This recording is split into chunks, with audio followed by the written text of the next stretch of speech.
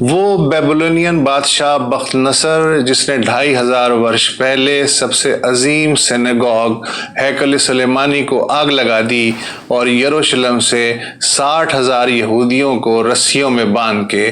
بابل لے گیا۔ اسپین کا وہ بادشاہ فرڈینینڈ اور اس کی ملکہ ایزابیلا جنہوں نے ایک ایک مسلمان اور یہودی کو اسپین سے باہر دھکیل دیا اور شاندار مسجد قرطبہ کو راتوں رات گرجے میں بدل دیا، اور آج 500 ورش بعد بھی وہ گرجا ہی ہے۔ اور عثمانی سلطان محمد جس نے قرطبہ مسجد کے گرجا بننے سے بھی 40 ورش پہلے کانسٹینٹی نوپل کی بیزنٹائن بادشاہت کے باجے بجا دیے اور اس وقت کے سب سے عظیم 900 ورش پرانے گرجے آیا صوفیہ کو مسجد بنانے کا اعلان کر دیا۔ 20ویں صدی میں سیکولر ترکی کی نیو رکھنے والے اتا ترک نے اس مسجد کو میوزیم میں بدل دیا، مگر 86 ورش بعد اسی ترکی کے ایک اور راشٹرپتی رجب طیب اردوان نے میوزیم کو گرجے کی بجائے دوبارہ مسجد بنانے کا اعلان کر دیا۔ بابر کے جرنیل میر عبد الباقی نے ایودھیا میں 1527 میں بابری مسجد بنا دی۔ اس کے 326 ورش بعد 1853 میں پہلی بار یہ دعویٰ سامنے آیا کہ یہ مسجد تو رام جنم بھومی گرا کے بنائی گئی، اور پھر اس دعوے کے 139 ورش بعد مسجد توڑ دی گئی، اور مسجد ٹوٹنے کے 27 ورش بعد اچتم نیالے نے فیصلہ سنایا کہ مسجد توڑنا تو غلط تھا مگر زمین ہندوؤں کی ہے۔ اور افغان طالبان کا وہ امیر ملا محمد عمر جس نے بامیان میں 1500 ورش پہلے تراشے گئے مہاتما بدھ کے 100 فٹ سے اونچے 2 مجسموں کو کفر کی نشانی قرار دے کے 2001 میں بارود سے اڑوا دیا۔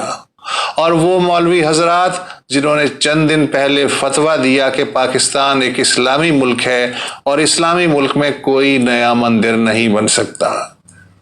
میرا خیال ہے کہ 2500 ورش پہلے یہودیوں کے ہیکل کو آگ لگانے والا بخت نصر، 500 ورش پہلے مسجد قرطبہ کو کیتھولک گرجا بنانے والے فرڈینینڈ اور ملکہ ایزابیلا، بابری مسجد توڑنے والے ہجوم کو اکسانے اور اس کی پیشوائی کرنے والے نیتا، مہاتما بدھ کے مجسمے توڑنے والا امیر ملا عمر، گرجے کو مسجد بنانے والا عثمانی سلطان محمد اور رجب طیب اردوان، اور اسلام آباد میں مندر نہیں بن سکتا کا نعرہ لگانے والے مولوی حضرات، ان کے زمانوں اور ناموں پہ مت جائیے، یہ سب جنم جنم سے ایک دوسرے کے سنگی ساتھی ہیں اور رہیں گے۔ ہاں، اسی دنیا میں ایرانی بادشاہ سائرس اعظم بھی آیا جس نے یہودیوں کو بابل کی 250 ورش کی غلامی سے آزاد کر دیا۔ یہیں پردھان منتری جسنڈا آرڈن بھی پیدا ہوئی جس نے نیوزی لینڈ کی ایک مسجد میں 50 نمازیوں کے نرسنہار کے بعد پورے دیش اور سماج کو ایک خاندان کی لڑی میں پرو دیا۔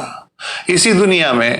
بوسٹن، واشنگٹن، ہیوسٹن اور کئی اور امریکی شہروں کے وہ اکا دکا یہودی سینوگوگ بھی ہیں جہاں مسلمانوں کو جمعے کی نماز پڑھنے کی اجازت ہے کیونکہ مسجدیں دور دور ہیں۔ اسی دنیا میں بلوچستان کے مولانا اللہ داد کاکڑ بھی ہیں جنہوں نے فروری میں جوب کے 200 ورش پرانے مندر کی مرمت اور رنگ و روغن کے بعد اس کی چابیاں ہندو کمیونٹی کے حوالے کر دی۔ اور اسی سنسار میں لدھیانے کا گاؤں ہدن بیت بھی ہے جہاں پارٹیشن کے بعد سے ایک بھی مسلمان نہیں رہتا، مگر 54 ورش کا پریم سنگھ آج بھی ہر شام گاؤں کی ویران مسجد میں یہ سوچ کے دیا جلاتا ہے کہ شاید کبھی کوئی بھولا بھٹکا نمازی نکل آئے۔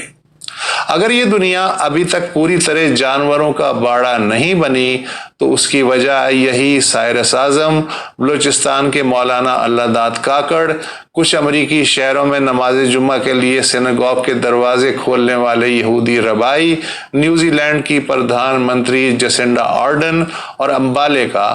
پریم سنگھ وغیرہ ہی ہیں۔ مجھے تو یہی لگتا ہے۔